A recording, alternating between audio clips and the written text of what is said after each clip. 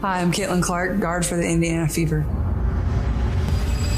Gets bumped, will take, and hit from 3. All right, you guys, we need to talk. I just finished the Indiana Fever versus Connecticut Sun game. That was a wild one. That was so unexpected. Everything got spicy. Everything got negative. So yesterday, the Indiana Fever played the Connecticut Sun. It was a basketball game, but the basketball of it got way overshadowed by other elements.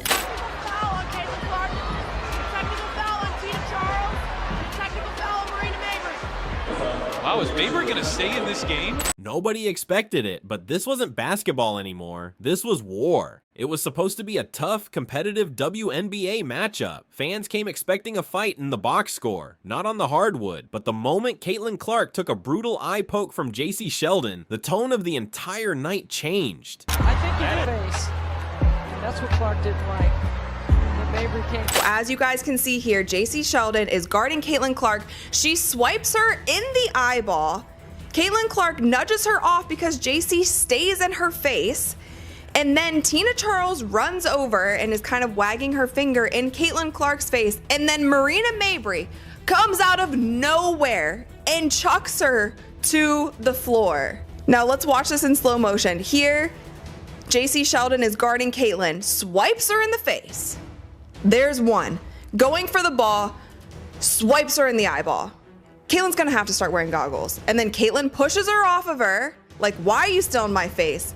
Marina Mabry, bat out of hell, chucks Caitlyn Clark to the ground. It wasn't just a foul, it was personal. Caught on national TV, the jab stunned Clark, who clutched her face, blinking through pain. No whistle, no apology, just silence. The kind of silence that screams something bigger is coming, and it did, because right then Sophie Cunningham snapped. With seconds left and tensions at full boil, Cunningham charged Sheldon like a bullet. No hesitation, no restraint, just fury. Caitlyn Clark in this particular game kept complaining that she was like scratching her arm and complained to the officials about it. And honestly, the entire game, they were jawing at each other, they were chirping at each other. Marina Mabry always on the side, coming to her teammates' defense, because we all know Marina Mabry. But really, the boiling point was Sophie Cunningham's hard foul on JC Sheldon, and I truly think that this was a message that she was sending to the leagues, to the officiating, just like to everybody, because it is, if you are watching any of these games, you are seeing that there is a disparity in the way that it's being officiated, and the Indiana Fever are held to a standard that no other team is held to. Sheldon comes up with the steal. Sheldon goes coast to coast. And here's, we got another. Trash talk had been happening everywhere. Technicals, flagrants, all this stuff had been happening. And as JC Sheldon was running down the court for a fast break layup, Sophie Cunningham grabs her and hard fouls her. I think this was Sophie. This was the last 46 seconds of the game. They were up by a lot. So I think it's a possibility that Sophie was trying to send a message to the league, to the officiating, to everybody that, listen, like, the Indiana Fever have had enough. And this is what's going to happen. Let me see a combo, though. Ooh.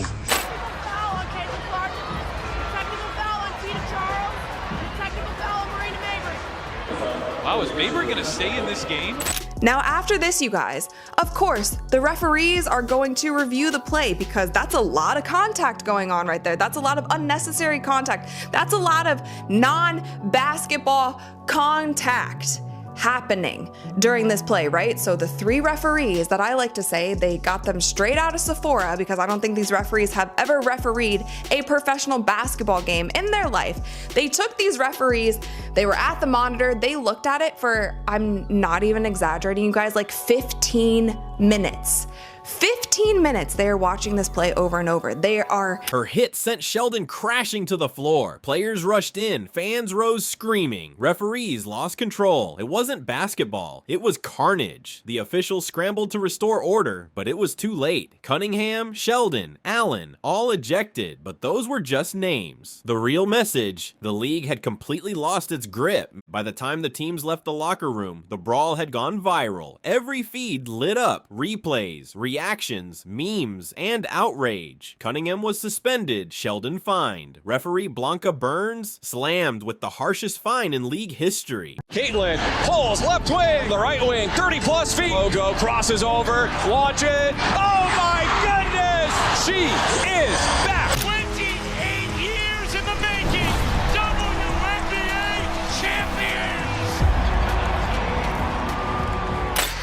inside. Nice look inside to Fibic, and she lays it up and in. They don't really know how to manufacture or execute something in a half-court set, and the Liberty clearly do. You know, this is even somewhat broken, but it's just moving without the ball. It's a sweet dime. Defending champion and unbeaten New York Liberty coming to town for the second time this year as we get ready for this game. And yes, she is back. Caitlyn Clark will indeed be playing today. Missed the last 5 games with a strained quad. But fans didn't want punishment. They wanted answers. Why did it happen? Why wasn't Clark protected? And how did it get this far before anyone stepped in? Caitlyn Clark isn't just a rising star, she's the star, but she's also the league's biggest target. Over 17% of all flagrant fouls this season against her. She's been elbowed, tripped, shoved, and rarely defended. Her coach, Stephanie White, finally said it. This isn't just tough play, this is something darker. And fans agree, this isn't competition anymore. It's hate, and it's growing. The WNBA's silence is turning into complicity. No strong statements, no league-wide action, just players forced to survive. NBA legends like Garnett and Pierce are speaking out. Even loyal fans are getting fed up, and for good reason. In front of us right now, I feel like this is like we're starting a new season. You guys, I'm so proud of how resilient we've been up until this point. We're going to continue to have to be, but right now we have an opportunity to continue to take a step forward. Okay, this can be a springboard for us, right? We're marrying energy and effort with execution. Every single possession matters. Hit singles, make the easy play, all right? Make one another better, okay? It's our time, it's our time. Here we go. Together on 3, 1, 2, 3, together. Down, Fever, Cunningham got knocked to the floor. Caitlyn pulls left wing, buries it. She is back. Fever down, Caitlyn down from the right wing, 30-plus feet, good again. No one else but Caitlyn Clark. Sedantis, handoff, Caitlyn from the logo, crosses over, launches. Oh my goodness! Are you kidding? The most dynamic player in the game. 9 points in 38 seconds for Caitlyn. She hit all 3 threes. And not only 9 and 30, but look at the depth on these field goal attempts. She's certainly feeling it. Clark directing traffic. And then steps back with the 3 over Brianna Stewart. Watch the reaction with one another. Stewie's laughing. Caitlyn knows it's ridiculous. Just out there having a good time. Because if Clark, this generation's icon, isn't safe, then no one is. The cost of inaction could be the league's future. When Clark missed 5 games, ratings dropped, attendance dipped, sponsors noticed. That's the truth no one at the league office wants to say out loud. The WNBA needs Caitlyn Clark, not wants, needs. She brings eyeballs, headlines, dollars. Without her, things fall apart. But every cheap shot brings her closer to another injury, and that the league might not survive. So Clark's teammates stepped up. Sophie Cunningham became the muscle. The message? Hit Caitlyn and I hit back. Fans are divided. Some call her a hero. Others say she's fueling the fire. But one thing's Caitlyn challenged Sabally and won it. Clark nails it. A 17-0 run. Caitlyn Clark now with 7 threes on the afternoon. Caitlyn, outlet to Aaliyah, in stride, right post, and she banks it in. It's a dime from CC to AB. Mitchell had just enough room to get the shot off, and she buried it. Olsen left open, and she hits it. Clear. Indiana isn't waiting for protection. They're taking it by force, and that makes every game a powder keg. Something's coming. You can feel it. Every Indiana Fever game has become a war zone waiting to ignite. Players are tense. Fans are restless. Commentators speak with hushed voices like they're watching a live minefield. One more cheap shot. One more missed call. That's all it'll take. The next explosion could be bigger than anything we've seen yet. Fights, suspensions, maybe even injuries that end careers. The WNBA is walking on broken glass and nobody's sweeping. The league's failure to act isn't just irresponsible, it's reckless because fans aren't watching for basketball anymore. This is what happens, right? This is what happens. You've got competitive women who are the best in the world at what they do, right? And when you allow them to play physical and you allow these things to happen, they're going to compete. And they're going to have their teammates' backs. It's exactly what you expect, right? Out of fierce competition. Is anybody on this team gonna stand up for Caitlyn Clark? JC Sheldon grabbing Caitlyn Clark all game, clawing at her. It's like tonight was a brawl, folks. Tonight was a brawl, and I'm sitting there, I'm like, Shady McCoy, Caitlyn Clark, does she have a target on her back? Yes, she does, but that's okay. You know, it's funny, man. I think when we talk about women's basketball, it's like we separate it from other sports, right? From football, from basketball, NBA, and we shouldn't.